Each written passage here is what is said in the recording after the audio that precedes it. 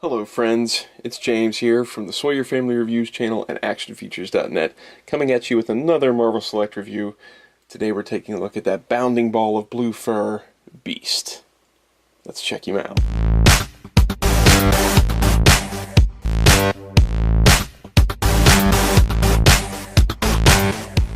Alright, let's take a look at Beast in the package first.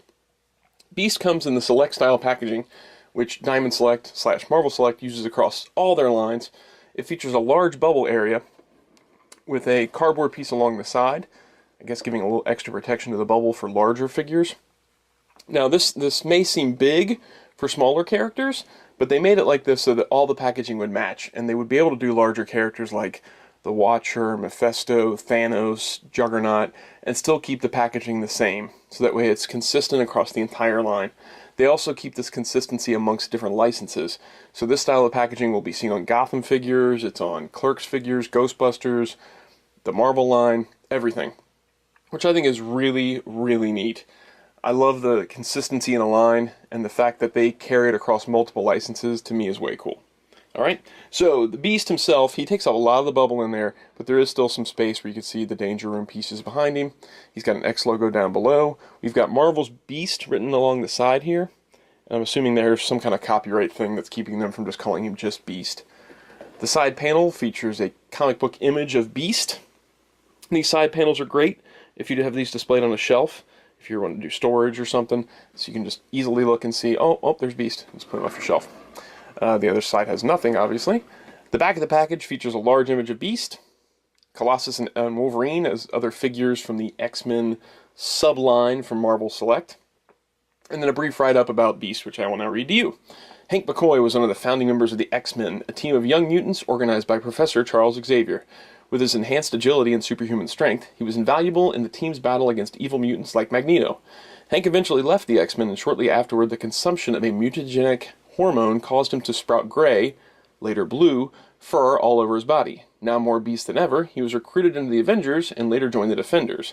He has since returned to the X-family and recently worked with the Inhumans to neutralize the mutant-killing Terrigen Cloud.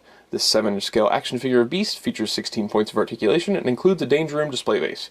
Combine it with Danger Room sections from other Marvel Select X-Men figures to build a larger diorama, sculpted by John St. John. Jean St. Jean? I don't know how to pronounce it. Then we've got little logos down here for Marvel, Diamond Select, Comic Shop Locator, all that stuff. Yeah, so there's your look at Beast in the package. Let's take him back out of there and have a look at him. Alright, we got Beast out of the box. Let's move the figure off to the side and we'll take a look at the base first.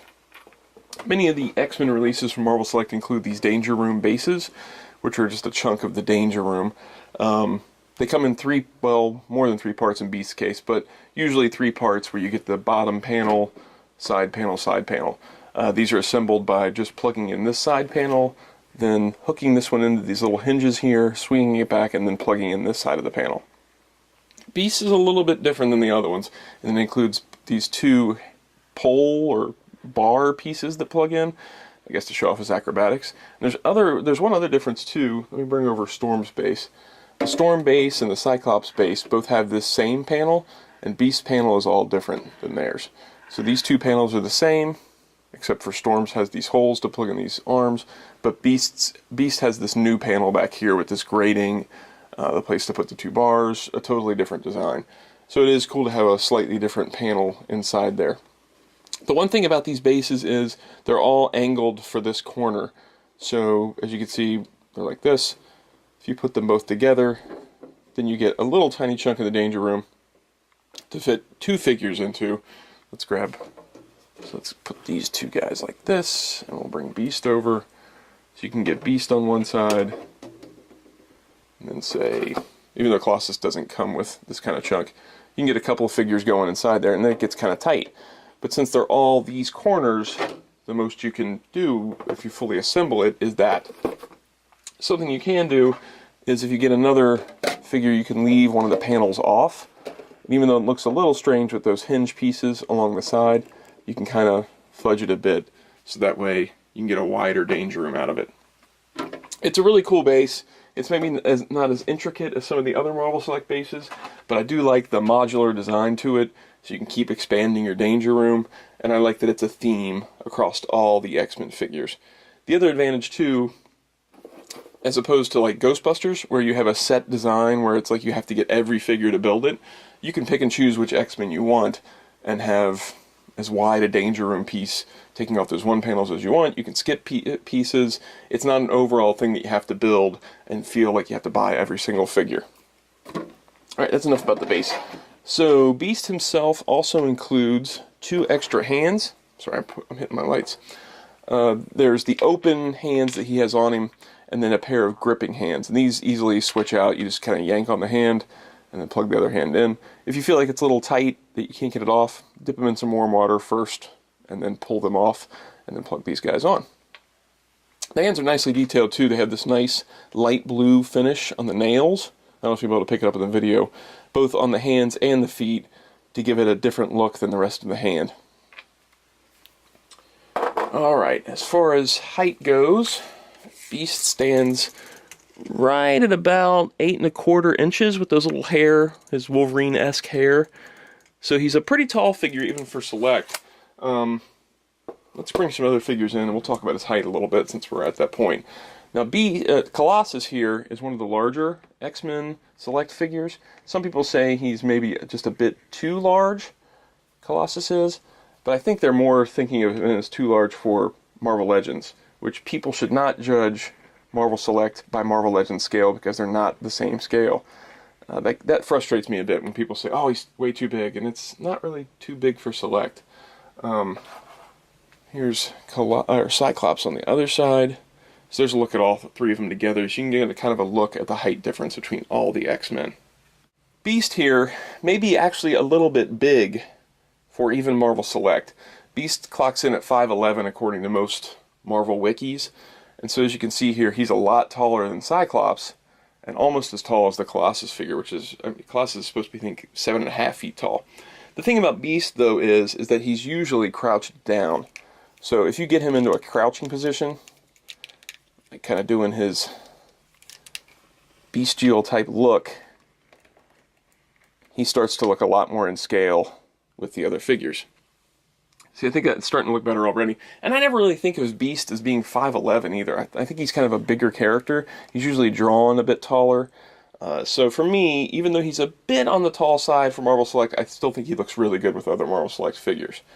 As far as going with Marvel Legends, though, he's way too big for a Marvel Legends scale. But that's fine. Like I said, Marvel Select is not Marvel Legends scale.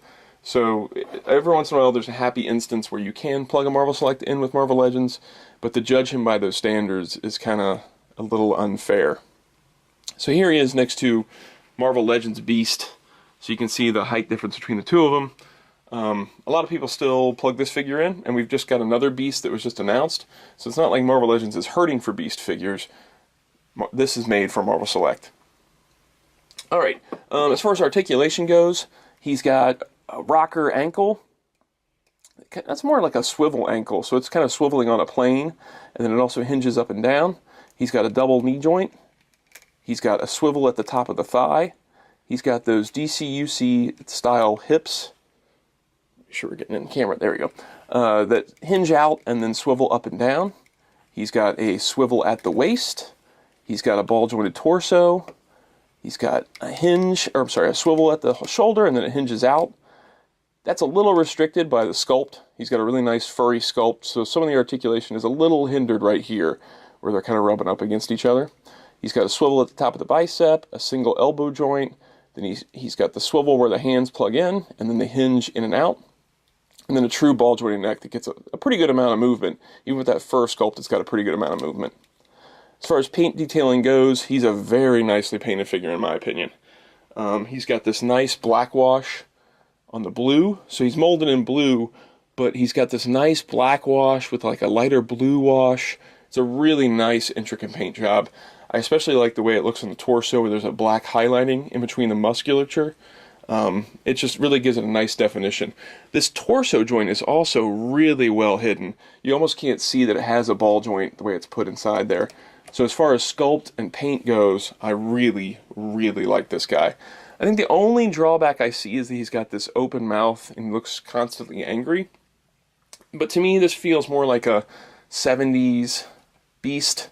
Like, I could almost see this figure in gray and be like a first appearance furry Beast. I'm actually kind of surprised they didn't do him as a variant in gray. Maybe it'll be something they do later on. But to me, it's more of a bestial Beast and not like the 90s Jim Lee Beast or the animated series Beast that has more of a calm, smart demeanor to him. This is more of a letting the beast out type look to him. I did want to do one. Oh, there's one other thing in the paint detailing.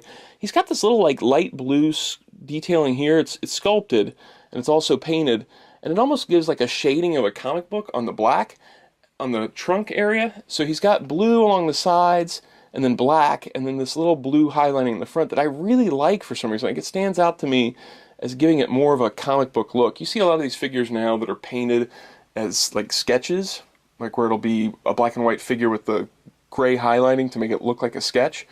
And this blue highlighting here just makes me think of a comic book. I just really, really like that little tiny bit of detailing they've put on there. Overall, I mean, just sculpt and paint, this figure's killer. Another thing that this reminds me of is those Creature Replicas figures, and I think Jean St. Jean also sculpted those, if I remember right. And he does this great job of capturing fur, where you can see the musculature underneath the fur, but it's definitely a furry figure. Let's bring this other beast over here. Although I still like this figure, this does not capture that as well. You can just see muscles, and it just feels like they've added this little tuft of fur here, little extra tufts of fur here. But as far as an overall light fur across the entire figure, I think this does a fantastic job. Thought this would be fun too, as I'm getting into these Marvel Select figures. And oh, I gotta say, thank you to Zach Oat from Diamond Select Toys for sending this figure over. He sent it over for review. And I've been thinking about picking up Marvel Legends X-Men figures. I get a lot of Spider-Man, but I don't get a lot of Legends. But there's so many, and it's tough to get into that line because they've done so many figures. But I love X-Men, and I couldn't think of a way to really get into the Legends. And when he offered to send over this Beast to review, he also threw in a couple other X-Men figures, and I'm like, this is the perfect answer. Why don't I just pick up some Legend Selects? And it reminds me of collecting these guys when I was a kid, in that not everything is done already. Like, you can have things to look forward to with Marvel Select, whereas it's great that Legends has done so much, but if you get into it as a new collector, there's so much to catch up on. There's really not as many characters to think about, like, they haven't done this yet. Like, I can't wait for Marvel Select to tackle Archangel or Iceman. When I was a kid, I would look forward to things like this, where when I would see the back of the package and I'd see Beast on there, it would be, oh man, I can't wait to get Beast. So it's kind of neat to collect Select and have stuff to look forward to. And look how far we've come from when I was a kid, well, I was a teenager, collecting X-Men figures to what we are now. That's a pretty crazy jump. Alright, so that I think covers everything I want to say about Beast. He's an excellent figure, a great addition to the Select line, in my opinion, for the Marvel X-Men division of Select. Yes, he's too big for Marvel Legends. Again, you shouldn't judge Select by Legends scale, though. I think he looks great with the rest of the Select figures. An awesome sculpt, great articulation, a home run for Marvel Select, in my opinion. If you want to check out a gallery of the figure, it'll be linked in the info section below. There'll also be a link to buy this figure on Amazon. I guess that's about it on this one. We'll tackle another X-Men figure soon, and we'll see you guys next time.